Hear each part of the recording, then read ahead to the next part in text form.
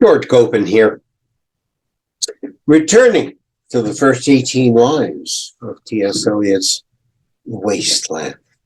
Let me bring up the text for you.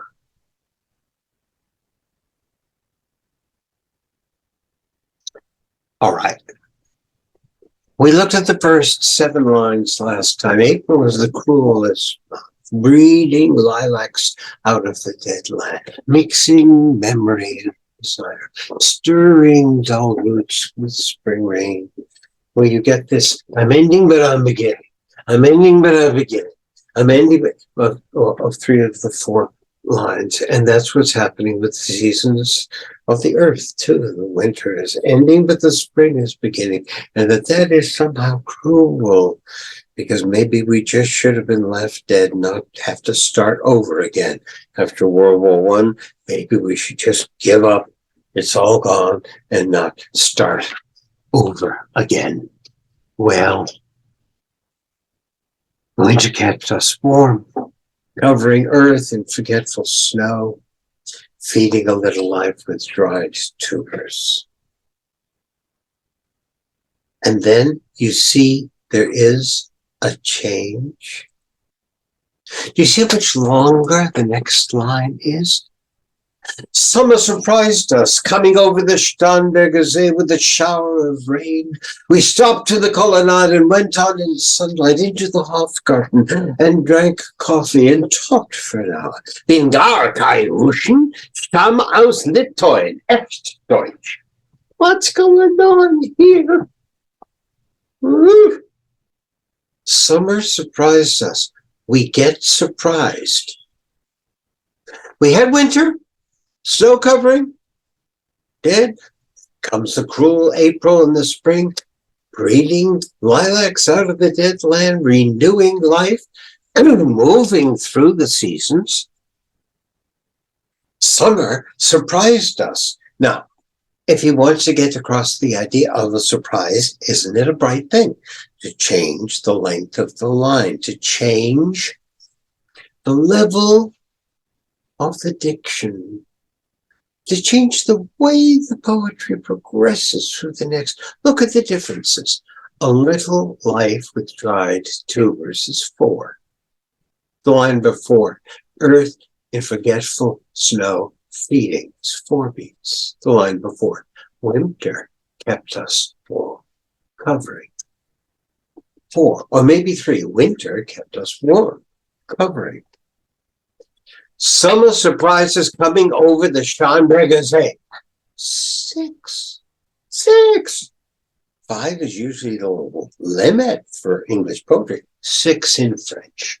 The Alexandrine line in French poetry is 6 2 syllables, 12 syllables, 6 units. Summer surprised us. Now, we've got the alliteration continuing. Summer surprised us, coming over the Starnberger See. Summer coming, So,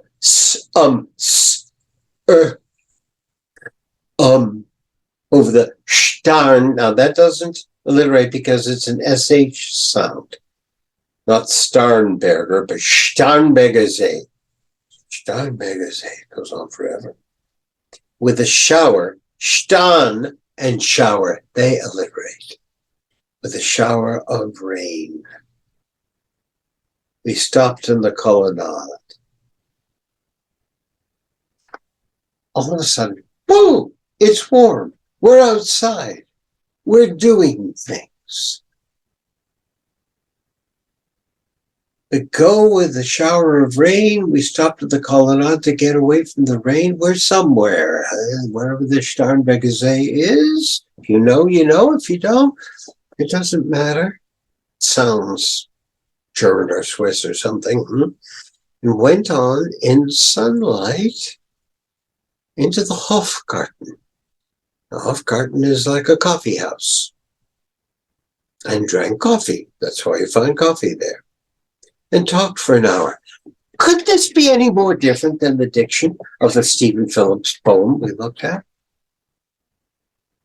We went on to the coffee house and drank coffee and talked for an hour. It sounds like an email. Sounds like a text message. Sounds like a chat at the end of the, what'd you do today? Well, we went over to the Hofgarten and we got some coffee and we talked for an hour. This is the language of real people. And it's parceled out in poetic lengths, poetic line lengths. And strange things are happening around it. It's full of alliteration. We're drinking coffee, we talked for an hour, and here's some talk. Bin gar kein Russen, stamm aus Litauen, echt Deutsch. This is some German-speaking person at the next table in the coffee shop that we're overhearing. Now, how do I know that? Well, I don't know it. Maybe just a line of total idiocy, taken out of nowhere to mean nothing. But if we put it into context, if we're in the coffee shop and talking, and here's some talk, and it's from the next table, perhaps because we clearly are English speakers, or maybe this is somebody in our party. Bin gar kein Russian. I am no Russian. I'm from Litauen, from Lithuania. Echt Deutsch, pure German. Pure German. Race counts. Somebody who says, don't take me for Russian. I have the roots of being German. I'm from Lithuania. Today we said Lithuania, it's a Balkan state. He said, no, Lithuania, the real roots of Lithuania are in German culture. And when we were children, this is a different voice. Maybe, could be. And when we were children, before it was we, maybe it's the same we, but we are taken back in time at least. When we were children, staying at the Archduke's, my cousins, he took me out on a sled and I was frightened. He said, Marie, hold on tight. So we went. Now, Mr. Eliot does not read those few lines like I just read them, but he wrote them like I just read them, I think. I don't care if the narrator has changed and we got different people or not. It doesn't matter. We got a bunch of people who were children together. And they're staying at the Archduke's. Now, what Archduke? Where does this Archduke come from? It doesn't matter. They're at a fancy place, some palace. Now, we have found that Eliot read a book by this lady who was a cousin of the Archduke, Marie, and he is alluding to, does it matter that he's alluding to this lady or not? And it doesn't matter. It doesn't make me feel any better that I know that he read a book by someone who was married, who had a cousin who was an Archduke, and she liked going sledding in the winter. Doesn't matter that this actually happened. What we have is some kids. They're at this fancy place. They went out on a sled, and it was frightening. Because these are mountains, the Archdukes. He took me out on a sled. I was frightened. He said, Marie, oh, watch that sled. Hold on for dear life. Wow, what a thrill. This is life in the moment. This is not dead. This is not covered over. This isn't even cruel. This is exciting. In the mountains, there you feel free. Apparently elsewhere, you don't. You go to the mountains for the fresh air and the altitude and the whiteness in the mountains. Then you feel free. We're going to have lots of mountains in this book. And then the eye, if you look at it carefully, has become the middle-aged person again. And this is one of the saddest lines in the poem. I read much of the night and go south in the winter. No more sledding. No more thrills. Still culture, she reads. And she reads for much of the night. She doesn't even go out partying. No more coffee at the coffee house in the evening in the form of a party, going out to dinner. And I read much of the night.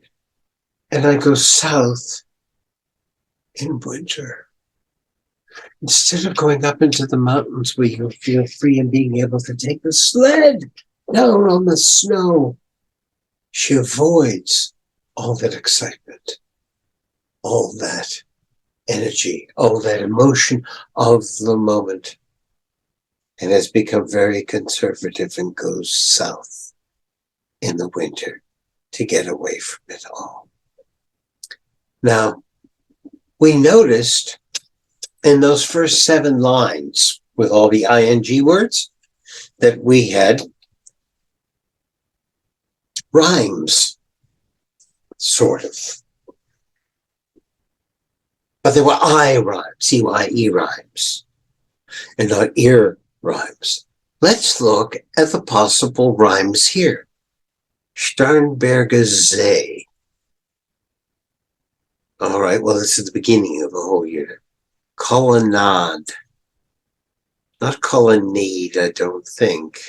They and maybe a little off, no D, but colonnade probably. Hofgarten. Colonnade and Gart. Colonnade and Gart. That's an almost rhyme, although the N-E-N spoils some way. I mentioned before, briefly, that V and F were a kind of half alliteration. I've invented a term for it. I call it secondary alliteration. With V and F, if you go to put your mouth in position to say V, B, and you give it voice, B, you get a V. If you do the same thing and you don't give it voice, you get. And V and F are the voiced, V and F are the voiced and unvoiced of the same sound. There are a half dozen of such pairs in English. And another one is T and D. D, without the voice, is T. And G, and K, and B, and P, and Z, and S, and V, and F. There they are. There's all 6 of them. Secondary alliteration does not act like a alliteration all by itself. It's too far away. But it's close enough so that if alliteration is going on, it can add to the party. So the D and the T here, if we had some more D's and T's, they would function. Gee, the next line is, and drank coffee and talked. Drank and talked are D and T to go with the colonnade and the Hofgarten. Is this looking too carefully? No. It's like saying, let's look at this piece of music, but not look too carefully at the notes.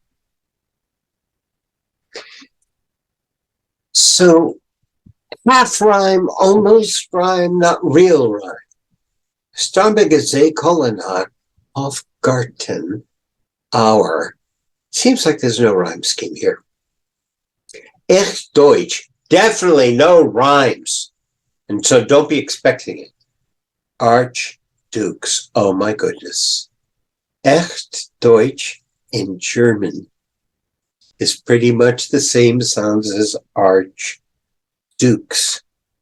in English. What a rhyme from two different languages. And it's not a clunky rhyme like Stephen Phillips used. It's slightly opposite. It's rhyme in the atmosphere. Echt Deutsch. Archdukes. Sled. Colonnade and sled, they're awfully far apart, but there's a little bit of rhymishness. Marie, there's no Marie. It's Stromberger Z, not Z. Marie is a whole new sound. Went and sled. The E sounds are the same. Eh. And what have you got? A D and a T. Secondary alliteration makes an off rhyme, but it's in a place where rhyme is expected. And it's every other line of sled. Marie went and then free. Marie and free. Now Shakespeare ends many of his scenes that don't rhyme with one or two rhymed couplets that do rhyme. And they tell you the scene is over. And here, with no rhyme, that's perceivable, we get sled, Marie, went, free, and then a really interesting thing goes south in the winter. Went and winter. It's not a conventional rhyme, but the sounds talk to each other.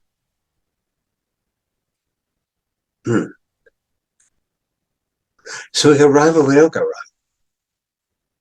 We got alliteration and we got this secondary alliteration. We've got him using the poetic tools, but not in a way that Stephen Phillips was imprisoned by them. And in the midst of it, we get a changing scene with different people, and you don't have to have it in order like it's a novel. Chapter 3. Then we went out for coffee. It was a nice time. I had a cappuccino. And at the next table, we overheard this person with great passion say, hey, and he said it in German, by the way, I'm no Russian. I'm from Lithuania, which means I'm really at heart German.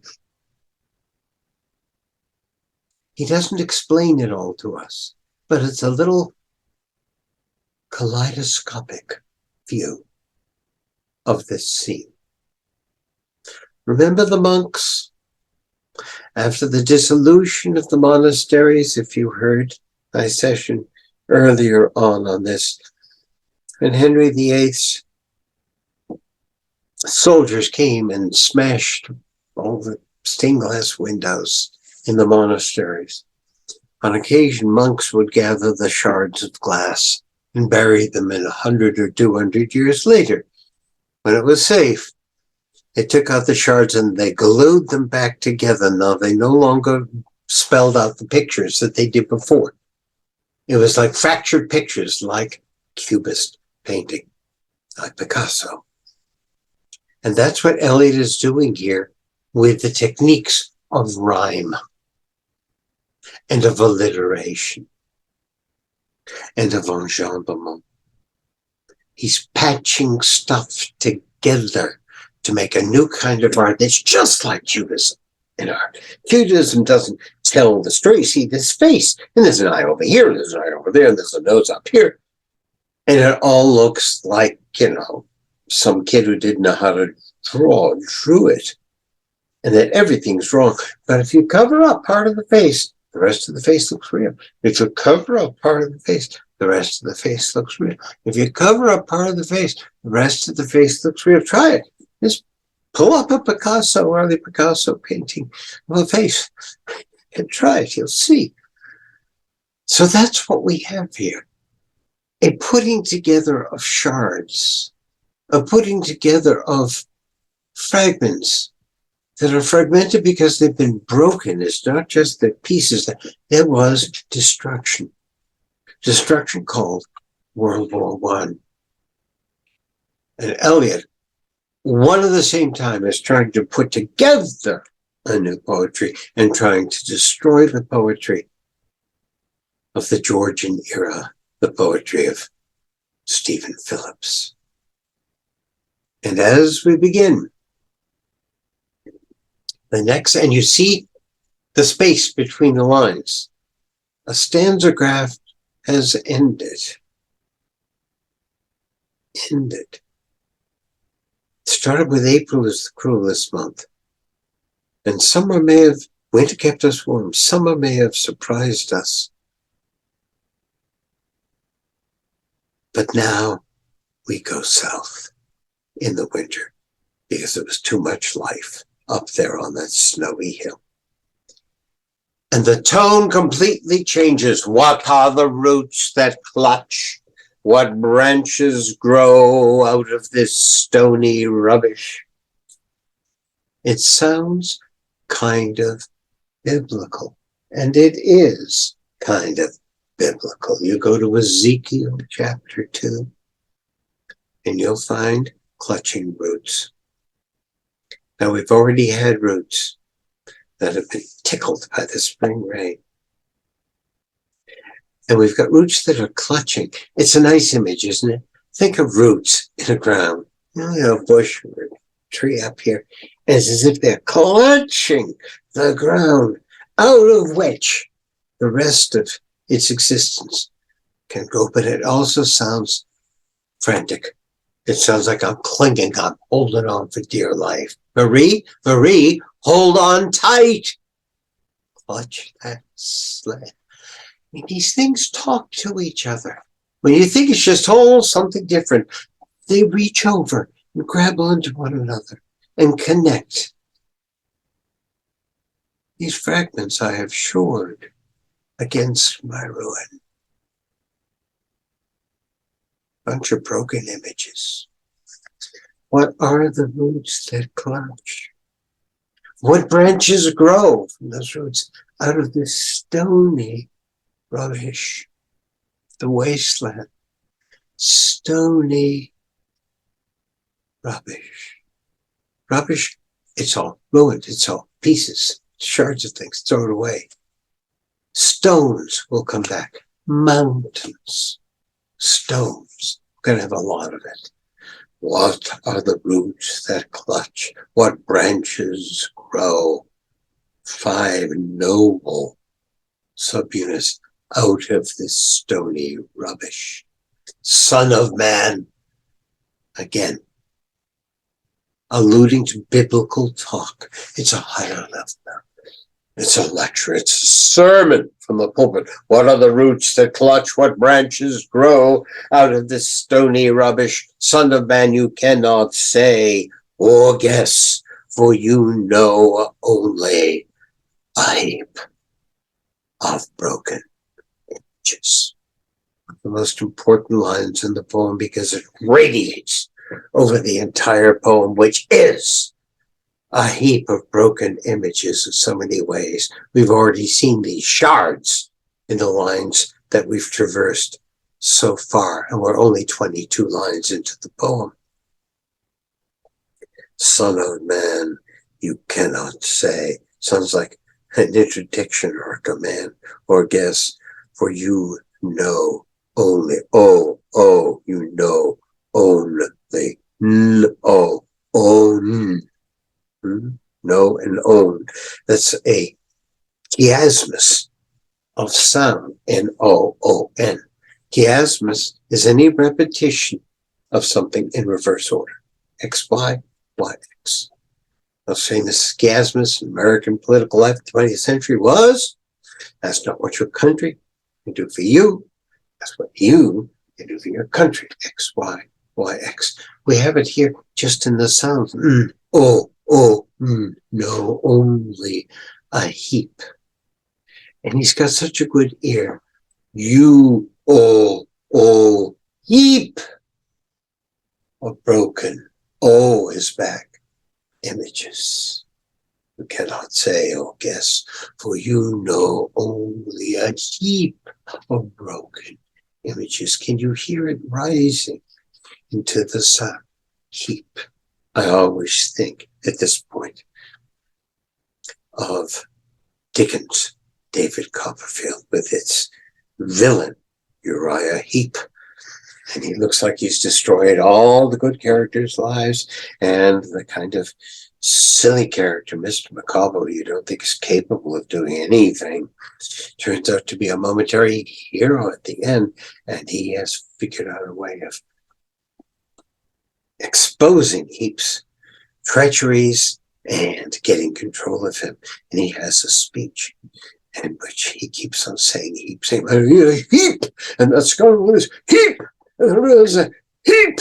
Now, Eliot most likely did not have that in mind, although he knew his Dickens. But I, as a reader who loved that book growing up, it was an important book to me growing up, it in my mind brings up Uriah Heep. Now, I'm saying, not saying that's right or wrong, I'm saying that a reader brings to a poem everything the reader has read beforehand. And therefore, every poem is going to strike every reader somewhat differently because of the different context or previous experience the reader brings with him or her. So I hear this heap arising with the strong E sound out of the other vowel sounds here, which are all like this son of man. You cannot say or guess, for you know only a heap of broken images. Oh, ye, oh. Really quite wonderful. A heap of broken images where the sun beats. Heap, beats, heap, beats. A heap of broken images where the sun beats and the dead tree, DT, again, DT, and the dead tree gives no shelter. The cricket, no relief. He beats, relief, relief and beats, almost rhyme. Growing only, just above it, almost rhyme with two O's. Water and winter talk to each other. They're all off rhymes, and they're not even in any kind of linear order where they can be expected to talk to each other like Phillips's lines were all. The expectation of the rhyme was impossible to escape. Here, it's not that he's thrown rhyme out the window, blown it up and thrown it away. It's fragmented, the rhyme scheme here, but it's there. It's a heap of broken rhymes instead of images, where the sun beats and the tree gives no shelter, the cricket no relief, and the dry stone no sound of water. We're going to get back later in the poem in a very dramatic moment to the sound of water, drip, drop, drip, drop, drop, drop, drop. And there being no relief if you can't have any water. The dry stone, the dead tree. That's where Europe is after World War I, without a sound of water possibly in the future. Why not just let it die? Why waken it up with a new spring? Why even try? Eliot's trying. This is not a poem of despair, folks. It's a poem that talks about despair, that pictures despair, and that eventually says, now, we go on. April may be cruel, but we go on. Only there is shadow under this red rock. Come in under the shadow of this red rock, and I will show you something different from either your shadow at morning striding behind you, or your shadow at evening rising to meet you. I will show you fear and a handful of dust. Compare this dust to Stephen Phillips' dust that rhymed with gust. I'll show you fear in a handful of dust. What a way to poetically portray a person in this moment of fear, this moment of close to despair. Coming under the shadow of this red rock, at least some relief. I'll show you something different from either. Your shadow at morning, strutting behind you. It's in the past, it's in back of you. Your shadow at evening, rising to meet you. It's in the future, in front of you. It's memory, it's desire. I will show you something different from all that. I will show you fear and a handful of dust. Looking at rhymes, rock seems to rhyme with rock. You seems to rhyme with you. They're bad rhymes. You don't rhyme words with themselves. Rhyme riche, they called it. It was rhyme pauvre, not rich, but poor. I will show you fear and a handful of dust. We'll take it from there. Next time. See you.